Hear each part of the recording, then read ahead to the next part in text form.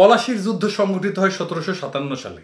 মির্জাফর, জগৎ শেঠ আর উমিচাঁদ গংদের চরম বিশ্বাসঘাতকতার পরিণামে সুবে বাংলার স্বাধীনতার সূর্য অস্তমিত হয়। আমরা যেন ভুইলা না যাই যে সেই সূর্য কিন্তু আর ওঠে নাই। সুবে বাংলা আর কখনো স্বাধীন রাষ্ট্র বা দেশ হইতে পারে নাই। সেই যে সুবে বাংলা, তার কপালে আর সুবে সাদেক জোটে নাই।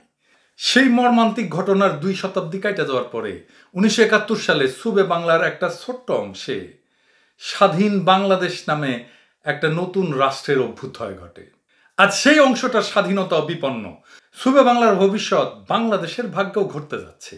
এক গভীর মিল আছে দুই সময়ে। আসেন সেই মিলটা নিয়ে আলাপ করি। নবাব সিরাজদৌল্লার পতনের পরপরই কিন্তু ইস্ট ইন্ডিয়া কোম্পানি বাংলার শাসনভারের কাজটা নিজের হাতে তুলে নেয় নাই। তারা মীর জাফরকে নবাবের আসনে বসায় পেছন থেকে দেশ চালাইতে থাকে।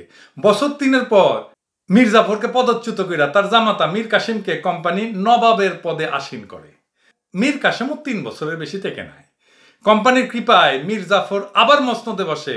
এর 2 বছর পর মীর জাফর মারা গেলে ব্রিটিশরা সরাসরি সুবে বাংলার শাসকের ভূমিকা অবতীর্ণ হয়। যুদ্ধের মাত্র 15 বছর পরে 1772 সালে ওয়ারেন হেস্টিংস বাংলার প্রথম গভর্নর জেনারেল নিযুক্ত হন। হাসিনার শাসনও 15 বছর হয়েছে। আজ থেকে কয়েক দশক পরে যখন এই বিপন্ন স্বাধীনতার দেশ বাংলাদেশের সত্যিকারের ইতিহাস লেখা হবে, তখন 2023 সালের 28 অক্টোবর দিনটাকে চিহ্নিত করা হবে দ্বিতীয় পলাশী হিসাবে। এবারের পলাশীর পরিবর্তনে পল্টনে বাংলাদেশ কার্যত তার স্বাধীনতা হারায়। এই দিন নব্য মীর জাফরদের করায়ত্ত করে ভারতের পরিচালনা এবং প্রযোজনায় বাংলাদেশের জনগণের গণতন্ত্র এবং মুক্তির আন্দোলনের উপরে মিলিটারি কায়দায় আক্রমণ চালানো হয়, যেটা ছিল অনেকটাই গাজায় ইসরায়েলের আক্রমণের মতো।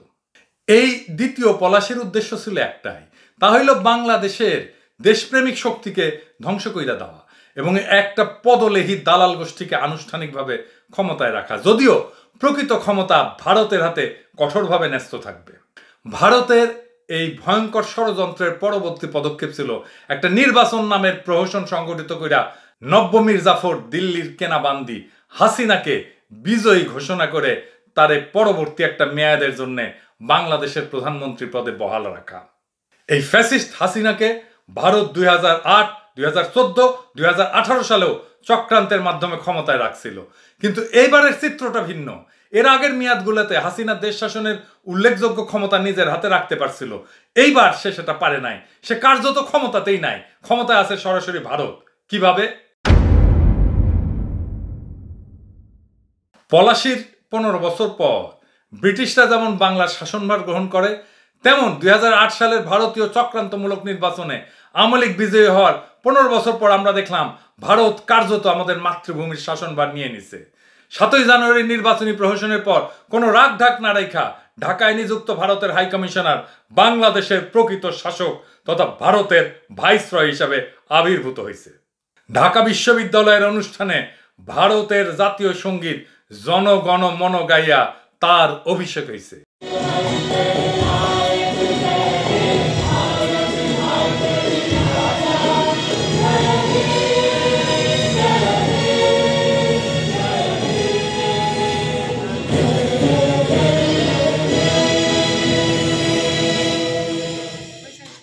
আমাদের চরম দুর্ভাগ্য, ভারতের জাতীয় সঙ্গীতের কোরাসে কণ্ঠ মিলাইছে বাংলাদেশের ভারতীয় দালাল তথাকথিত স্বরাষ্ট্রমন্ত্রী আসাদুজ্জামান খান কামাল, আর্মির এক জেনারেল আর ঢাকা বিশ্ববিদ্যালয়ের উপাচার্য। সেই কারণেই আমি বলি হাসিনার গদি আছে কিন্তু ক্ষমতা নাই। প্রকৃত ক্ষমতা চলে গেছে ভারতের হাতে। আমাদের পতাকা আছে কিন্তু দেশটা চলে গেছে ভারতের দখলে। হাসিনার বাকি যে প্রয়োজন আছে সেটা ফুরিয়ে গেলে ভারত লেন্দুক দর্জির মতো ওরে ঘাড়ে ধাক্কা দিয়া পাছায় লাথি দিয়া ছুড়ে দেবে। সেটাই স্বাভাবিক। একথা আমি আগেও বলছি এবং ভবিষ্যতে বলতেই থাকবো, কারণ আমাদের সার্বক্ষণিক মনে রাখতে হবে আমাদের প্রকৃত শত্রু কে। আমরা যদি আমাদের আসল দুশ্মন হিসাবে ভারতকে চিহ্নিত করতে না পারি এবং তার দিকে আমাদের সকল প্রতিরোধ তাক রাখতে না পারি, তাহলে আমরা আরো বড় ধরনের বিপর্যয়ে পড়ে যাব। বাংলাদেশে যে কোনো অস্বাভাবিক ঘটনা ঘটলে আপনারা কোনো কিছু চিন্তা না কইরা এটাই ধরে নেবেন যে এর পেছনে ভারতের হাত আছে। এই যে সম্প্রতি নাথান বোম আর তথাকথিত কুকি চীন ন্যাশনাল ফ্রন্টের সর্বশেষ সন্ত্রাসী কর্মকাণ্ড কিংবা ইসরায়েল থেকে সরাসরি ঢাকায় উড়ে আসা 2টা ফ্লাইটের ঘটনা পর্যালোচনা করলে আপনি সহজেই এই সিদ্ধান্তে উপনীত হবেন। আসেন আমরা এই বিষয়গুলো একটু বিস্তারিত আলোচনা করি। আমরা বিভিন্ন ঘটনা ঘাইটা সবগুলোর মধ্যে একটা সম্পর্ক উদ্ধারের চেষ্টা করি। কুকি চীন কারা, কেনই বা তারা এখন মাঠে? বাংলাদেশের শাসনদ্বন্দ্ব হাটে নেওয়ার পরে ভারতের কাজকাম দেখে মনে হইতেছে যে তারা খুব তাড়াহুড়ার মধ্যে আছে। 7ই জানুয়ারির প্রহসনের 3 মাস অতিক্রম হইতে না হইতেই ভারত আমাদের সামনে হাজির করছে কুকি চীন নাটক। এই নাটকটা কি সেটা সঠিকভাবে বুঝতে হইলে আমাদের নজর দিতে হবে সন্ত্রাসী সংগঠনের মূল নায়ক তথাকথিত কুকি চীন ন্যাশনাল ফ্রন্টের নেতা লেন্দুক নাথান বম। নাথান বম কিন্তু চারুকলার ছাত্র ছিল।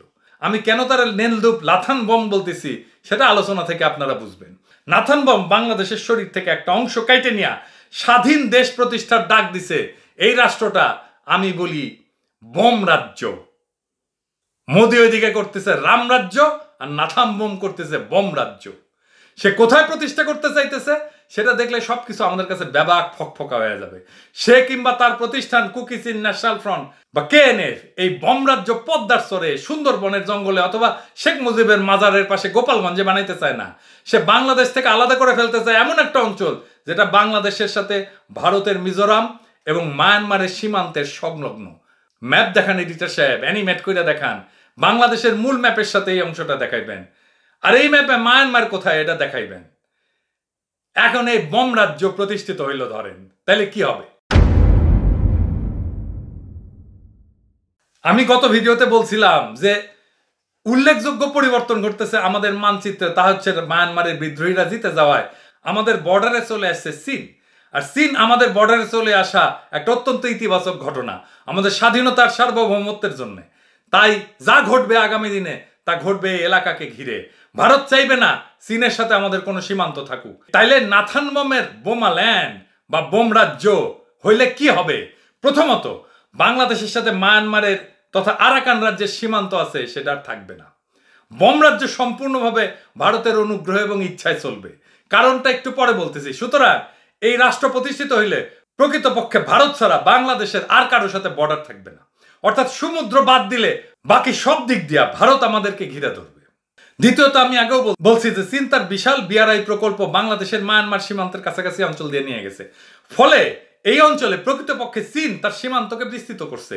ফলে ভারতের বিভিন্ন মহল বাংলাদেশকে যে ভারতের ব্যাকইয়ার্ড বলে বিবেচনা করে সেটার ভ্যালিড থাকে না, কারণ চীন আমাদের বর্ডারে এসে পড়ছে। এখন এই বম রাজ্য প্রতিষ্ঠা হইলে বাংলাদেশের সাথে মায়ানমারের তথা চীনের সীমান্ত সংযোগ থাকবে না। বিআরআই প্রকল্পের সাথে যুক্ত হইতে পারলে বাংলাদেশের সাথে চীনের সড়ক, রেল যোগাযোগ সহসায় স্থাপিত হইতে পারে। নাথান যদি বম রাজ্য প্রতিষ্ঠা করে ফেলে তাইলে সেটা আর সম্ভব হবে না। হবে কি? ম্যাপ দেখা বুঝেন? বাংলাদেশ তখন চিরকালের জন্য ভারত নির্ভর হইয়া পড়বে। এইখানেই মূল বিপদ। তৃতীয়ত, আরাকান রাজ্যে মায়ানমারের জান্তা বাহিনীর বড় ধরনের পরাজয়ের কারণে সেখানে ভারত যে ট্রানজিটের পরিকল্পনা করছিল সেটা পুরোপুরি ভেস্তে গেছে। কৃপণ ভারত এই প্রকল্পে $500 মিলিয়ন খরচা করেছিল, ওই এক খই দুই কামড়ে খায়। সেখানে $500 মিলিয়ন পানিতে পড়ে গেছে। চিন্তা করেন কি অবস্থা ওর। নাথানের বম রাজ্য প্রতিষ্ঠা হলে ভারত ওই প্রকল্প মিজোরাম থেকে বম রাজ্যের মধ্যে দিয়া নতুন একটা ট্রানজিটের পথ খুলে নিতে পারবে। এডিটর সাহেব দেখায় দেন কোন দিক দিয়ে খুলে নিতে পারবে। চতুর্থত, ভারত যদি একবার বম রাজ্য প্রতিষ্ঠা করে ফেলতে পারে তাইলে সেই রাষ্ট্রের ভূমি থেকে চীনের কর্মকাণ্ডের উপরে গুপ্তচর বৃত্তি অধিকতর কার্যকরভাবে চালাই যেতে পারবে। পঞ্চমত, আমি আগেই বলছি তথাকথিত বম রাজ্যের উপরে ভারতের একছত্র আধিপত্য থাকবে। কারণটা ব্যাখ্যা করি। আপনারা ইতিমধ্যে জেনে থাকবেন যে বম যে অঞ্চলটা দাবি করছে রাষ্ট্র প্রতিষ্ঠার জন্য, সেইখানে তার জাতিগোষ্ঠী কুকি চীন একটা অত্যন্ত ছোট মাইনরিটি বা সংখ্যালঘু। এতটুকু একটা সংখ্যালঘু অত বড় একটা জায়গা কি করে দাবি করে? অবাক ব্যাপার না? এর পিছনে আছে একটা গভীর ষড়যন্ত্র। গত কয়েক বছর ধরে ভারত একটা প্রোপাগান্ডা চালাইতেছে যে বাংলাদেশ এবং মায়ানমার থেকে কুকি চীন জাতিগোষ্ঠীর লোকজন ভারতে আশ্রয় নিতেছে। এখন বম রাজ্যের প্রতিষ্ঠা হইলে ভারত তার ভূখণ্ড থেকে বিশাল সংখ্যক কুকি চীন জাতীয় লোকজনকে বমের এই রাষ্ট্রে পাঠায় দেবে। অন্যদিকে বাংলাভাষী জনগণকে ওই রাষ্ট্র থেকে জোরপূর্বক খেদায় দেবে। অর্থাৎ ভারত বম রাজ্য প্রতিষ্ঠা করে ক্ষান্ত থাকবে না, বরঞ্চ কুকি চীন জাতিগোষ্ঠীকে এই রাষ্ট্রের মেজরিটি জনগোষ্ঠীতে পরিণত করে ছাড়বে। যেই রকমটা ঘটছিল ইসরায়েল প্রতিষ্ঠার পর যখন সারা দুনিয়া থেকে বিপুল সংখ্যক ইহুদি ওই দেশে গাইরা বসছে এবং স্থানীয় ফিলিস্তিনিদের তাদের বাস্তবিকতা থেকে উচ্ছেদ করে দিছে, তারাই দিছে এবং এখনো তারাইতেছে। সুতরাং বমের দাবিকৃত রাষ্ট্র যে ভারতের একটা সম্প্রসারিত অঙ্গ হবে সে সম্পর্কে কোনো সন্দেহ থাকার অবকাশ নাই। এমনকি লেন্দুক দর্জির মাধ্যমে গণভোট কইরা সিকিমকে যেমন ভারতের অঙ্গীভূত করে দেওয়া হয়েছিল, তেমনি নাথান বোমকে দিয়া এই তথাকথিত বোম রাজ্যকে ভবিষ্যতে রাম রাজ্যের সাথে একসাথে এক করে ফেলা হইলে আশ্চর্যের কিছু হবে না। অন্যভাবে বলতে গেলে এইটাকে অখণ্ড ভারত প্রতিষ্ঠা ষড়যন্ত্রের একটা অংশ বলে আমরা ধরে নিতে পারি। নাথান বোমকে সক্রিয় করার পিছনে ভারতের আরেকটা ভূকৌশলগত বিবেচনা হইল বিতর্কিত অরুণাচল প্রদেশ, চীন যেটার নাম দিছে জাঙ্গান, তার থেকে চীনের দৃষ্টি অন্যদিকে ফেরায় দেওয়া। সম্প্রতি চীন জাঙ্গানের কিছু অঞ্চলের নাম চীনা ভাষায় নামকরণ করছে এবং চীন অপেক্ষা করতেছে জাঙ্গানের পূর্ণ নিয়ন্ত্রণ নেওয়ার জন্য। চায়নার কাছে এটা কেবল সময়ের ব্যাপার মাত্র। আপনারা জানেন গালওয়ানের যুদ্ধে ভারত হেভি মার খাইছিল এবং চীনের কাছে হারাইছিল 2000 বর্গ কিলোমিটার জায়গা, যেটা মুম্বাই শহরের আয়তনের প্রায় 3 গুণের বেশি। মার খাইয়া আর জায়গা হারাইয়া কিন্তু মোদি পুরোপুরি চেপে গেছে। ওনাকে 56 ইঞ্চি ছাতি, এক ফোঁটা কোনো কথা বলেনি, সামান্য প্রতিবাদটুকু করে নাই। এখন অরুণাচল প্রদেশ যদি চীন দখল করিয়া জাঙ্গান বানায় ফেলে তখন মোদি কিছু করতে পারবে না, বৈশা বৈশা আঙুল চুষবে। এইটা অ্যাভয়েড করার জন্য সে বাংলাদেশের এই মায়ানমার অঞ্চল ঘিরা একটা নতুন ফ্রন্ট খোলার পায়তারা করতেছে। ভারত জানে যে বঙ্গোপসাগর তথা ভারত মহাসাগরের প্রবেশাধিকার চীনের জন্য অত্যন্ত গুরুত্বপূর্ণ অগ্রাধিকার। সেটা চীন মায়ানমারের উপর দিয়া বাংলাদেশের সীমান্তে যে বিআরআই প্রকল্প আছে তার মাধ্যমে বাস্তবায়ন করতেছে। এখানে খোঁচাখুচি করলে অরুণাচল প্রদেশ থেকে চীনের দৃষ্টি সরে যাবে বইলা ভারত মনে করতেছে। এই দুষ্কর্মে সে তো আর তার নিজের ভূখণ্ড ব্যবহার করতেছে না, করতেছে বাংলাদেশের ভূখণ্ডকে, তার অধিকৃত ভূখণ্ডকে। নাথান বম বা খুনি হাসিনার মীর জাফরি সরকার এই অপকর্মে ভারতের দাবার ঘুঁটি মাত্র। এই জন্য আমি সবসময় বলি যে বাংলাদেশের যে কোনো ঘটনা আমাদের এই অঞ্চলে চলমান ভূ রাজনৈতিক প্রক্রিয়ার একটা অংশ হিসাবে বিবেচনা করতে হবে এবং মনে রাখতে হবে ভারত তার ভূ রাজনৈতিক স্বার্থ হাসিল করার জন্যই তাদের কেনা বান্দি হাসিনাকে বাংলাদেশের ক্ষমতায় অবৈধভাবে জোর কইরা বসায় রাখছে। কারণ থাকতে হবে তো একটা, কারণ হইতেছে এটা।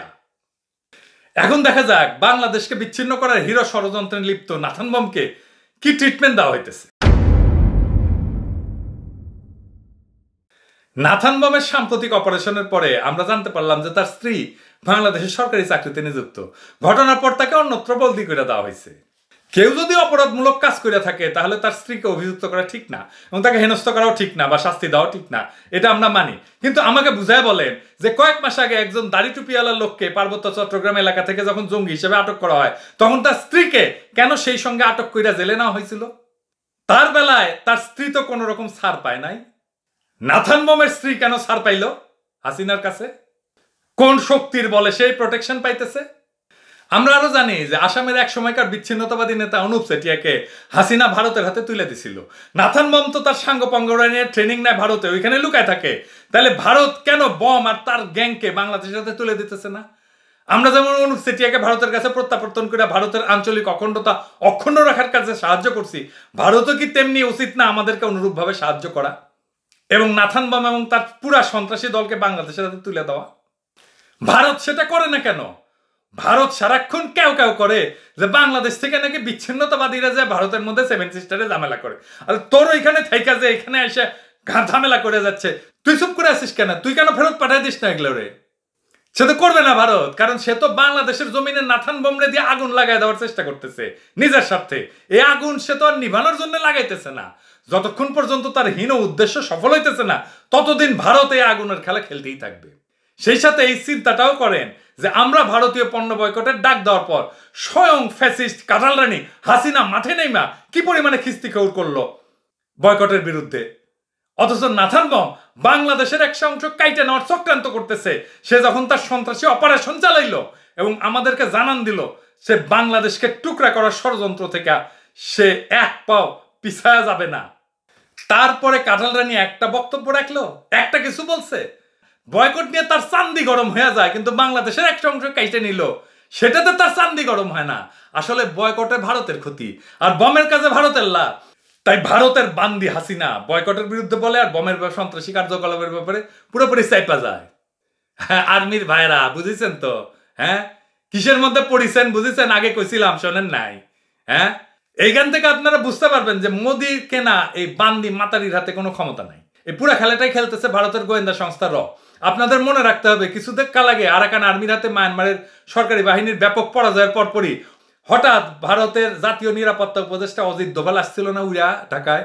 সেই সময় শেষে যেসব নির্দেশ দিয়ে গেছে সেগুলি বাংলাদেশের রয়ের প্রত্যক্ষ তত্ত্বাবধানে ফ্যাসিস্ট হাসিনা এবং তার লেসপেন্সাররা এখন পালন করতেছে, এক্সিকিউট করতেছে।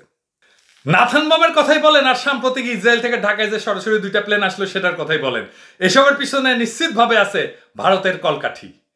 এবার আসেন এই ফ্লাইটগুলো নিয়ে একটু আলাপ করি। এই যে 2টা ফ্লাইট এমন একটা সময় আসলো যখন বাংলাদেশের মানুষ ঈদের ছুটিতে ব্যস্ত, অন্যদিকে দৃষ্টি দেওয়ার অবকাশ নাই। এরকম একটা অবস্থার সুযোগ নিয়ে ফ্লাইট 2টা 7 এপ্রিল এবং 11 এপ্রিল ইসরায়েল থেকে সরাসরি ঢাকায় আসলো অত্যন্ত গোপনীয়তার সাথে। সাংবাদিক জুলকারনাইন স্যার এই বিষয়টা প্রকাশ না করলে আমরা জানতেই পারতাম না। তার এই অনবদ্য অনুসন্ধানী সাংবাদিকতার জন্য আমরা তাকে আবারও ধন্যবাদ জানাই। এই ন্যাশনাল এয়ারলাইন্সকে লিজ নিছে আমেরিকার ডিফেন্স মিনিস্ট্রি। এরাই মারণাস্ত্র ইসরায়েলে নিয়ে যায়। গাজায় ইসরায়েলের হামলা শুরু হওয়ার পরে 70টা ন্যাশনাল এয়ারলাইন্সের ফ্লাইট ইসরায়েলে নামছে মাল সামান নিয়া, মানে মারামারির মাল সামান নিয়া, বোমা অস্ত্র সরঞ্জাম নিয়া। যে বিমানটা আসছিল বাংলাদেশে আপনি যদি তার চলাচল দেখেন বাংলাদেশ থেকে আসার পরে সেই সব দেশেই গেছে যেখানে মার্কিন ঘাঁটি আছে, জাপানে গেছে, ফিলিপাইনে গেছে, তাই না? প্রথম ফ্লাইটটা আসার দীর্ঘ 6 দিন পরে যখন জুলকারনাইন বলল, সামি যখন বলল, তখন একটা ব্যাখ্যা নিয়ে হাজির হইল বেসামরিক বিমান চলাচল কর্তৃপক্ষ। বললো যে তারা ওই বিমানটা আমেরিকান একটা কোম্পানি, আমেরিকার সাথে বাংলাদেশের বিমান চলাচল চুক্তির অধীনে ওই 2টা ফ্লাইট ঢাকায় আসছে। ফ্লাইট 2টার থেকে কোনো রকম মাল সামান খালাস করা হয় নাই। ফেরার পথে বাংলাদেশ থেকে গার্মেন্টস নিয়ে গেছে ইউরোপ এবং মধ্যপ্রাচ্যে গন্তব্যে। রাতে শারজার বিমানবন্দরের পথে রওনা হয়েছে। আমেরিকার সাথে বাংলাদেশের যে বিমান চলাচল চুক্তি কথা বলতেছে এটা হচ্ছে ওপেন স্কাই এগ্রিমেন্ট। 2020 সালে এটা স্বাক্ষরিত হয়। এর প্রধান উদ্দেশ্য ছিল ঢাকা থেকে নিউ ইয়র্কের জন এফ কেনেডির বিমানবন্দরে যে সরাসরি ফ্লাইটটা ছিল যা লোকসানের কারণে একসময় বন্ধ হয়ে গেছিল সেটা পুনরায় চালু করা। ওই চুক্তির অধীনে এমন কোনো বিধান নাই যার বলে বাংলাদেশের কোনো বিমান যার কোনো অনুমোদিত রুট নাই তা কোনো ধরনের অনুমতি ছাড়া আমেরিকার কোনো বিমানবন্দরে অবতরণ করতে পারবে। এমনকি শেখ হাসিনা যদি বিমানের একটা ফ্লাইট নিয়ে নিউ ইয়র্কে যায় তাকে অগ্রিম অনুমতি নিতে হবে আমেরিকার কাছ থেকে। একই কথা আমেরিকার এয়ারলাইন্সগুলোর ক্ষেত্রেও প্রযোজ্য। সুতরাং আমেরিকার সাথে বিমান চলাচল চুক্তি আছে, সেই কারণে যে কোনো আমেরিকান প্লেন যে কোনো সময় বাংলাদেশের যে কোনো বিমানবন্দরে ল্যান্ড করবে এই ধরনের কোনো বিধানই ওই এগ্রিমেন্টে নাই। তেল আবিব বিমানবন্দর ছাড়ার আগে আমেরিকার ওই এয়ারলাইন্স যার নাম ন্যাশনাল এয়ারলাইন্স ঢাকাকে অবহিত করছিল এবং ঢাকার অনুমতি পাওয়ার পরেই তাদের ফ্লাইট 2টা ঢাকায় এসে ল্যান্ড করছিল। আর দ্বিতীয়ত ওই প্লেন থেকে যে কিছু নামানো হয় নাই সেটা আমরা কি করে জানবো? এই সরকার একটা চরম মিথ্যাবাদী সরকার, তাদের কোনো কথাতে আমরা বিশ্বাস এবং আস্থা রাখি না।